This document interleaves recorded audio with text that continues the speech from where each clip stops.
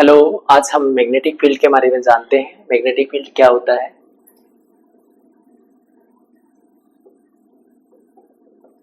Magnetic field. First of all, we have to understand what is a magnet. Magnet क्या होता है? Magnet is a material that produce magnetic field which attract certain materials like iron, steel, cobalt, nickel, etc. ऐसे कुछ materials होंगे जिनको magnet, और ये material जो अट्रैक्ट करेगा इसको बोलेंगे हम magnet. Magnet, if this material is shape of a bar और rod, then we call it as a bar magnet. ऐसे रोड लाइक स्ट्रक्चर होगा तो इसको बोलेंगे हम बार मैग्नेट। और ये जो मैग्नेट है, we have two poles in a magnet. हमारे पास इसमें दो पोल्स होंगे, एक नॉर्थ पोल होगा, दूसरा साउथ पोल होगा। एक मैग्नेट में टू पोल्स होंगे, एक नॉर्थ पोल होगा, एक साउथ पोल होगा। These poles will always exist with pairs, एक नॉर्थ एक साउथ, ये पेयर्स में रहेंगे। Isolated poles is not possible.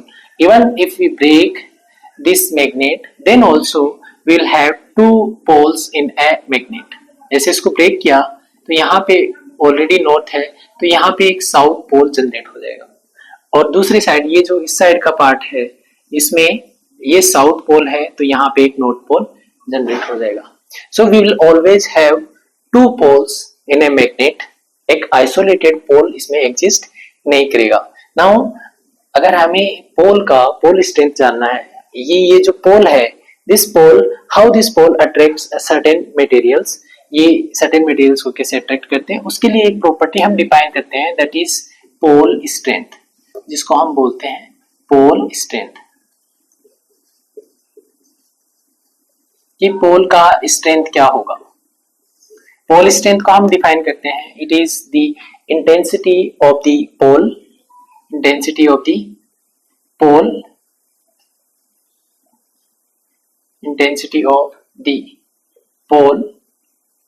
from which this pole attracts certain materials।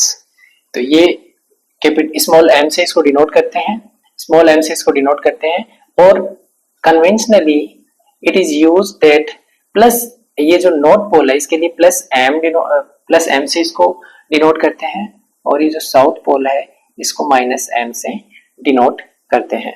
Pole strength का यूनिट क्या लिखेंगे? पोल स्ट्रेंथ का यूनिट, ये जो m है इसका यूनिट होगा, unit of m, this will be ampere into metre. Now suppose we have plus m and minus m। हमारे पास एक मैग्नेट है जिसमें प्लस m भी है और माइनस m भी है, और these poles are kept very close to each other. Then we call it a magnetic dipole। ऐसे हमारे पास एक मैग्नेट है, यहाँ पे है साउथ पोल और यहाँ पे है नॉर्थ पोल। ये साउथ पोल है तो माइनस m इसका पोल स्ट्रेंथ लिखेंगे, और प्लस ये n है तो इसके लिए प्लस m पोल स्ट्रेंथ लिखेंगे। तो if these two poles of opposite sign kept very close to each other, then we call it a magnetic dipole। इसको बोलेंगे हम magnetic dipole। ये एक मैग्नेटिक डाइपोल है, इसमें माइनस m है प्लस m है, दोनों अपोजिट साइन है, दोनों अपोजिट साइन के पोल स्ट्रेंथ है, and these kept very close to each other. ये जो लेंथ है इसको हमने लिखा, ये लेंथ है L। एक इसमें एक चीज ये भी है कि हमारे पास ये जो मैग्नेट है इसमें नॉर्थ पोल है और ये साउथ पोल है, तो north pole and south pole की जो लेंथ होती है, ये जो डिस्टेंस होता है, इसको LM से लिखते हैं, इसको बोलते हैं मैग्नेटिक लेंथ। और जो एंड टू एंड लेंथ जो होता है मैग्नेट का एंड टू एंड लेंथ जो होगा इसको बोलेंगे LG, ज्योमेट्रिक लेंथ, इसको बोलेंगे geometric length.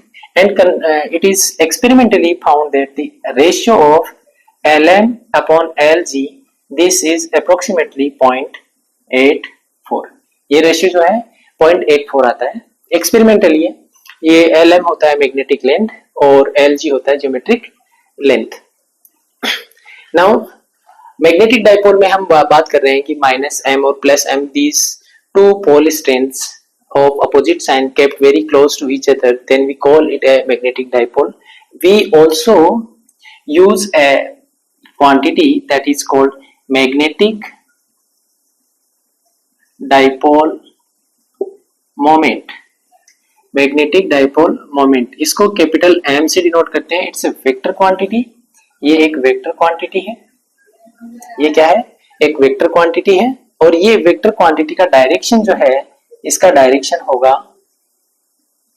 -m to +m, -m pole strength to +m pole strength. ऐसे इसका यहाँ पे साउथ पोल है, यहाँ पे नॉर्थ पोल है, तो ये -m है, ये +m है. तो ये जो डायरेक्शन होगा इसका, ये इसको बोलेंगे magnetic dipole moment. Magnetic dipole moment -m to +m इसका डायरेक्शन हुआ. It's a vector quantity. और इसके लिए ये जो magnetic dipole moment capital M है इसको हम लिखते हैं small m, that is pole strength multiply by the length of length between the poles L. ये इसका फॉर्मूला है. Magnetic dipole moment is equal to m into L, m into L. इसके बाद में हम पढ़ने वाले हैं magnetic dipole moment for a loop. Magnetic dipole moment for a loop.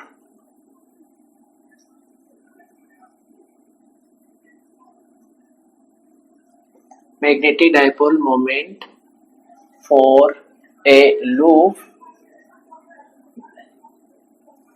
ये क्या होगा? See, we have a loop in which current I is flowing. We have a loop in which current I is flowing and the area of cross section of the loop, area of cross section, ये है इसका A, area है इसका A. Therefore, we use magnetic dipole moment of this loop capital M. This will be I multiplied by A. Magnetic dipole moment for a loop will be I multiplied by A. And we also have the direction of magnetic dipole moment. तो इसका direction बताने के लिए we use right hand thumb rule. right hand thumb rule, तो right hand thumb rule में we use right hand palm, ये current की direction में रखेंगे and then we keep start rotating in the direction of I. ये जो current I है इसके डायरेक्शन में इसे रोटेट करने का ट्राई करेंगे. तो इससे हमें ये मिल रहा है कि यहाँ से इसका डायरेक्शन आ रहा है इस डायरेक्शन में. तो इसके लिए ये जो मैग्नेटिक डाइपोल मोमेंट है इसका डायरेक्शन ऐसे आएगा.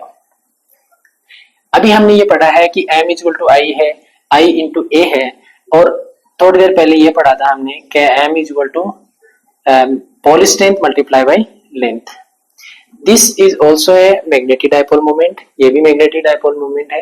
इट मीन्स ये जो मैग्नेटिक डाइपोल मोमेंट है इट्स ए क्वांटिटी. तो इसके लिए ये जो क्वांटिटी का यूनिट होगा तो यूनिट यहाँ से और यहाँ से यूनिट सेम होना चाहिए. इसका मतलब ये जो यूनिट है ये और इसकी यूनिट सेम होनी चाहिए. तो यहाँ से यूनिट क्या आया? इस यहाँ से यूनिट आएगा एम्पियर इनटू एरिया का यूनिट होगा मीटर स्क्वायर. ये यूनिट इसके यूनिट के बराबर होना चाहिए. तो पोल स्ट्रेंथ का unit of pole strength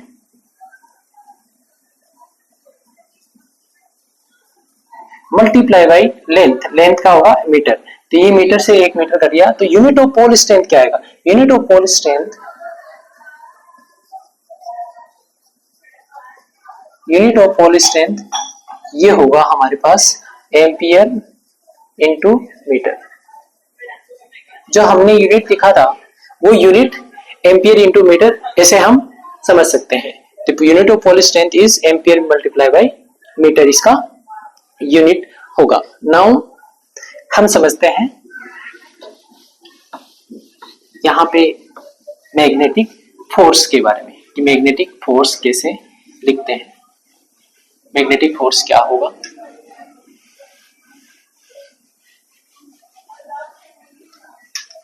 magnetic force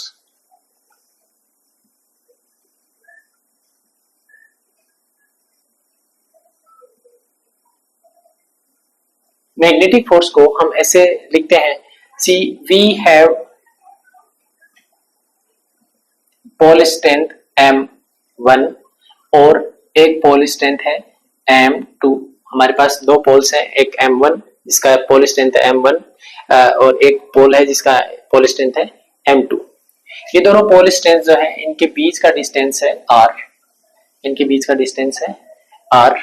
तो यहाँ पे M1 और M2 के बीच में जो मैग्नेटिक फोर्स होगा, the magnetic force Fm, this will be directly proportional to, this magnetic force is directly proportional to multiplication of M1 and M2 is directly proportional to product of M1 into M2 and it is inversely proportional to this square of distance. It is inversely proportional to the square of distance. Therefore we can write Fm is directly proportional to M1 multiply M2 divided by R square. Now अगर proportional sign यहाँ से हटाते हैं, then we will get Fm is equal to mu naught upon 4 pi a constant multiply M1 M2 divided by R square. This constant mu naught is called magnetic constant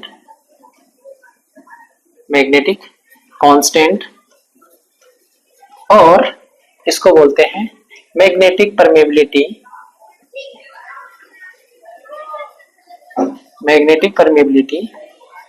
of free space magnetic permeability of free space and the value of mu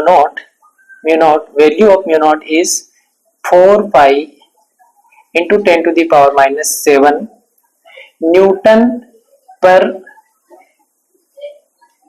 ampere square, newton per ampere square, ये इसका unit होगा और ये 4 pi into 10 to the power minus 7 इसका value है। तो ऐसे हम फोर्स बता सकते हैं, if we have two poles जिनका पोल स्ट्रेंथ है M1 एंड M2, उन दोनों के बीच में मैग्नेटिक फोर्स क्या होगा, mu naught upon 4 pi M1 multiply M2 divide by R square. हम ये जानने वाले हैं कि हम M1 और M2 की वैल्यू रख के कैसे मैग्नेटिक फोर्स को फाइंड करते हैं। Now we will write equation and will solve it. तो हमें गिवन है M1 is pole strength 1 is given as 20 ampere into metre और M2 is 10 ampere into metre, ये गिवन है and the distance between M1 and M2 is R is equal to 2 centimetre, ये given है। तो इससे हम magnetic force कैसे find करेंगे? Magnetic force will be Fm, formula क्या है? Fm magnetic force is equal to mu naught upon 4 pi M1 M2 divide by R square. Magnetic force is equal to mu naught upon 4 pi M1 M2 divide by R square. हम magnetic force को find करने के लिए यहाँ पे ये values put कर देंगे।